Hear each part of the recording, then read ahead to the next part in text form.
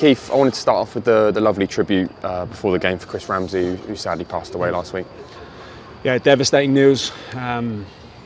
Chris has been a big part of the coaching setup for a few years now, and well aware of the struggles that he'd gone through.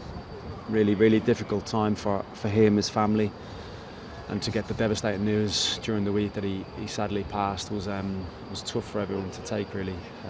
So yeah, my sincere condolences go to Chris's family. And your thoughts on today's game? Obviously, it was a disappointing result in the end, but I think we were really proud of the performance because we really dug in against a good side today. Yeah, I think it's too simplistic to look at it in a game of two halves. They're an outstanding team that can control proceedings. I think if you look at the first half, how we played, I think we denied them a lot of space. A lot of the play was in front of us. Would we have liked to have got a little bit more pressure on the ball? Yeah, of course we would have, but it's not always on our terms. I think that's probably the key thing I would take from the first half. We created very few opportunities. Not sure how many centre forwards in world football scored that goal that he scores. A couple of other opportunities. Ryan, there's a volley that Queeve inside pretty well. In the second half, a couple of little tweaks at the top end of the pitch to get us a bit more pressure on the ball, and I felt we were a better team in the second half and probably deserved something from the game. Yeah, that second half, like you mentioned, it was a lot better. How much encouragement can we take from that? Because, as I say, we potentially should have scored against a team as good as Man City.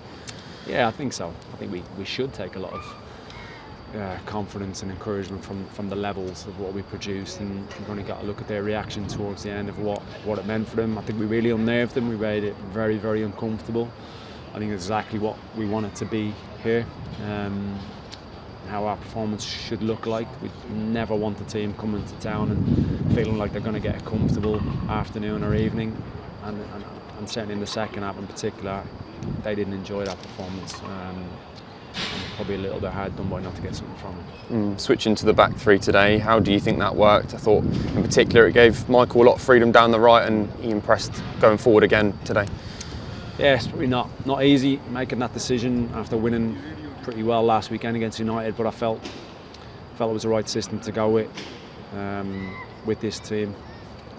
Tough on Dango to not start the game, tough on some other players as well, not even making the squad today, the likes of Reece Nelson, Anthony Malambo, top players, and I think it just shows the competition for places that we've got within the squad. I felt it was the right system going into the game. As I'm stood here now, I still think it was the right system. Contemplated switching at half time, going to a 4, but I just wanted to push Chris Adger through a little bit more aggressively and allow Yarmouth to get more pressure on the ball, and I think in the second half we nailed that.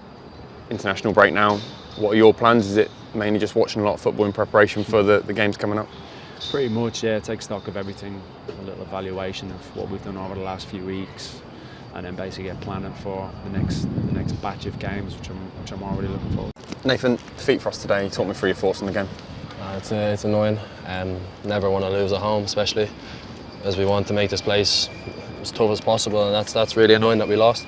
I think first half probably too passive, probably let them have too much space, didn't get in their face enough.